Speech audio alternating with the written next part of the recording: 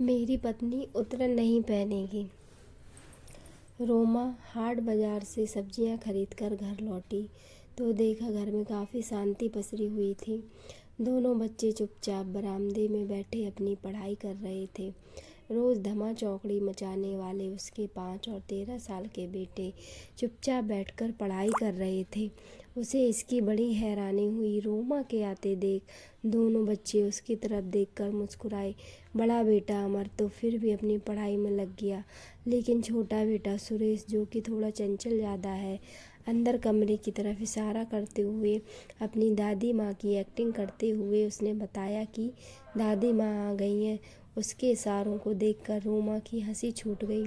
उसकी हंसी की आवाज़ सुनकर अंदर कमरे में सासू माँ सुशीला जी भी बाहर बरामदे में आ गईं और आते ही अपने अंदाज में बोली, ये क्या बड़ी बहू, तुझे पता था ना कि आज मैं आने वाली हूँ, पर फिर भी शॉपिंग करने चली गई। बड़ा घूमने फिरने का शौक चढ़ा है मेरे पीछे से। अब यहाँ खड़ी खड़ी खी खी करके दांत ही दिखाती रहेगी या फिर मेरे लिए चाय भी बनाएगी। माँ जी, मैं शॉपिंग करने नहीं, सब्जी खरीदने गई थी, वो भी पास के हाट बाजार में। हाँ हाँ, कुछ खरीदने तो गई थी ना, उसे शॉपिंग ही कहते हैं। अब तुम छोटे घर की लड़कियों को क्या पता, बस अपनी ही सेखी बघाड़ने में लगी रहती हो। अब ज़्यादा मुँह मत चला, जल्दी से चाय बना कर ला। उसकी बातें सुनकर रोमा फट अंदर गई, सामान रखा और रसोई में पहुंच गई। अभी चाय बनाने के लिए पानी गैस पर चढ़ाया ही था कि सासू माँ की आवाज़ आई, अरे बड़ी बहू, बाहर कुर्सी भी ले आना, मैं तो बाहर बरामदे में ही बैठूंगी। तुम्हारे घर में तो गर्मी बहुत ज़्यादा है, पता नहीं तुम लोग इन 2 कमरों में कैसे गुजर बसर करते हो। जी माँ जी, अभी लाई, कहती हुई रोमा कुर्सी लेकर बाहर बरामदे में रख आई। अंदर रसोई में आकर फटाफट चाय बनाई और 2 कप में छानकर बाहर ही ले आई। 1 कप सुशीला जी को पकड़ाया और दूसरा कप लेकर वहीं दोनों बच्चों के पास नीचे दरी पर बैठ गई। तभी सुशीला जी ने रोमा से बोली, अरे रोमा, इस बार रितु ने तेरे लिए कुछ साड़ियाँ दी हैं, सभी एक से बढ़कर एक और महंगी भी हैं। देख, तेरी देवरानी तेरे लिए कितना कुछ करती है। कह रही थी कि भाभी जी के लिए ये साड़ियाँ ले जाइए। भैया तो कहाँ उन्हें इतनी महंगी साड़ियाँ दिलवा पाते होंगे। अंदर मेरे सामान में ही रखी हैं, अभी थोड़ी देर में दे दूँगी। सुशीला जी की बात सुनकर नेहा बोली, माँ जी, आप साड़ियाँ क्यों लेकर आई हो, मुझे ज़रूरत नहीं है। कम है ज़्यादा है, जैसी भी साड़ियाँ मुझे मेरे पति दिलाते हैं, मैं उसी में खुश हूँ। उसकी बात सुनकर सुशीला जी मुँह बिगाड़ते हुए बोली, अरे कहाँ दिलाता होगा नीरज तुझे साड़ियाँ, 200-300 से ज़्यादा की तो होती नहीं तेरी साड़ियाँ। देख, अभी भी तूने कॉटन की साड़ी पहन रखी है, भला आज के ज़माने में कौन पहनता है ऐसी साड़ियाँ। फिर अगले सप्ताह रितु और संजय की शादी की सालगिरह भी है, वो लोग होटल में पार्टी रख रहे हैं। ऐसे में तुम से ये हल्की फुल्की साड़ी पहन कर जाओगी तो क्या अच्छा लगेगा? कुछ उनकी इज्जत का भी सोचो। पर माँ जी, बस ज़्यादा ज़बान चलाने की ज़रूरत नहीं है। एक बार कह दिया ना, समझ नहीं आ रही है तुम्हें? एक तो वो देवरानी होकर भी तुम्हारे लिए इतना सोच रही है और ऊपर से तुम जेठानी की ठसक दिखा रही हो, पता नहीं क्या ईगो लेकर बैठी हुई हो। कहती हुई सुशीला जी चाय पीने लगी। रोमा ने भी उस समय कुछ कहना ठीक नहीं समझा, क्योंकि वह अगर जरा सा भी कुछ बोलती तो जानकी जी बतंगड़ बना देती, इसलिए वो चुपचाप हो गई, यह सोचकर कि नीरज खुद ही बात कर लेंगे। नीरज को बिल्कुल भी पसंद नहीं था कि रोमा रितु से कोई भी कपड़े ले। पिछली बार भी सुशीला जी एक साड़ी लेकर आई थी, जिसे रोमा ने खुशी खुशी रख लिया था। सुशीला जी उस दिन ज़्यादा देर तक नहीं रुकी थी और नीरज के आने से पहले ही वहाँ से रवाना हो गई थी, इसलिए नीरज को इस बारे में पता नहीं था। लेकिन जब शाम को नीरज घर पर आया और रोमा ने वो साड़ी दिखाई तो उसे देखते ही नीरज बिगड़ गया।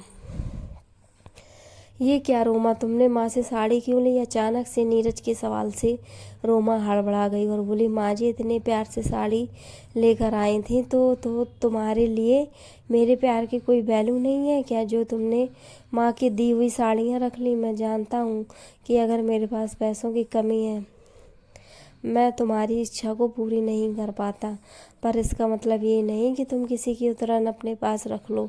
उतरन? अचानक रोमा अवाक होकर नीरज की तरफ देखने लगी। तब नीरज बोला, हाँ ये उतरन ही है, मैंने ये साड़ी ऋतु को पहने देखा था। नहीं नहीं, आप ये क्या कह रहे हो? भला माँ जी मुझे ऋतु की उतरन क्यों देंगी? रोमा अभी भी मानने को तैयार नहीं थी। तुमसे ज़्यादा मेरी माँ को मैं जानता हूँ, वो कभी भी तुम्हें खुशी खुशी कुछ नहीं देंगी। कहते हुए नीरज ने फेसबुक पर ऋतु के 1 सप्ताह पुराने पोस्ट दिखाए। सचमुच ऋतु ने वही साड़ी पहन रखी थी। देखकर रोमा हैरान रह गई और बोली, तभी माँ जी कह रही थी कि इसका ब्लाउज कटवा कर रखा था, मिल नहीं रहा है, तुम किसी और ब्लाउज के साथ इसे पहन लेना। बस तब से नीरज ने रोमा को माँ से कुछ भी लेने से इनकार कर दिया। सुशीला जी के 2 बड़े बेटे हैं, बड़ा बेटा नीरज और छोटा संजय। नीरज पहले अपने पिता का बिजनेस संभालता था, लेकिन अचानक पिता की मौत के बाद और बिजनेस पार्टनर की धोखाधड़ी के कारण सब कुछ ठप हो गया। हालांकि नीरज अभी भी सब कुछ ठीक करने की कोशिश में लगा हुआ है, पर परिवार का पेट तो पालना था। सुशीला जी भी अब यदा कदा सुना ही देती थी, बल्कि यूं कहूँ कि अब वो एहसान ही जताती थी। इसलिए नीरज वहाँ जहाँ छोटी मोटी नौकरी करके अपने और अपने परिवार का गुजर बसर करने लगा। वहीं छोटा भाई संजय इंजीनियर बन गया और अच्छा खासा कमाने लगा।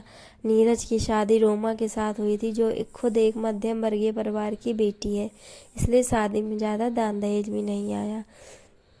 इस बात को लेकर जानकी जी हमेशा नेहा से गुस्सा ही रही और अब नीरज की छोटी मोटी नौकरी के कारण सुशीला जी को पूरा मौका मिल गया था रोमा को और परेशान करने का।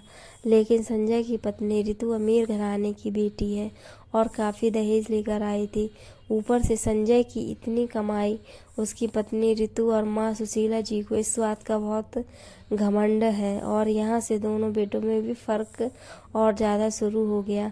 सुशीला जी जहाँ संजय और ऋतु की तारीफ करते नहीं थकती, वहीं नीरज और रोमा में कमियां निकालने से भी गुरेज नहीं करती। लेकिन उसके बावजूद भी नीरज और रोमा अपने परिवार के साथ खुश हैं।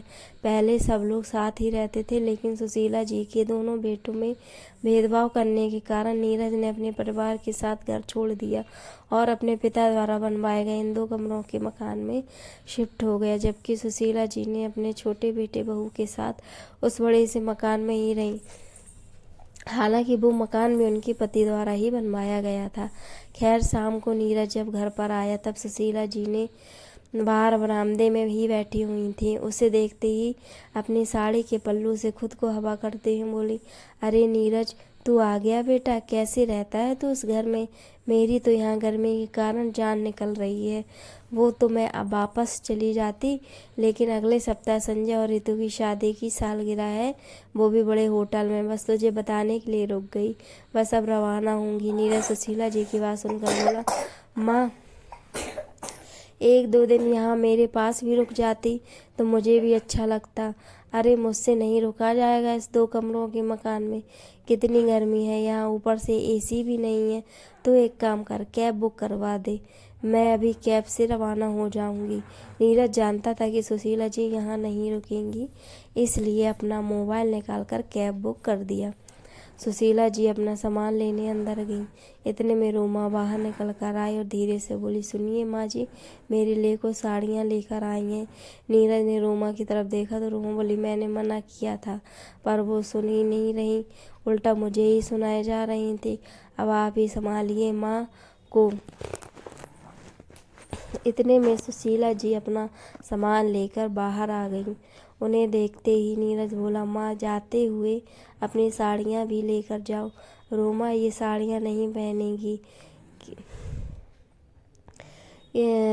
नीरज की बात सुनते ही सुशीला जी ने पहले तो रोमा को घूर कर देखा और फिर नीरज से कहा, क्यों, क्या बुराई है इन साड़ियों में? एक से बढ़कर एक महंगी साड़ियाँ हैं।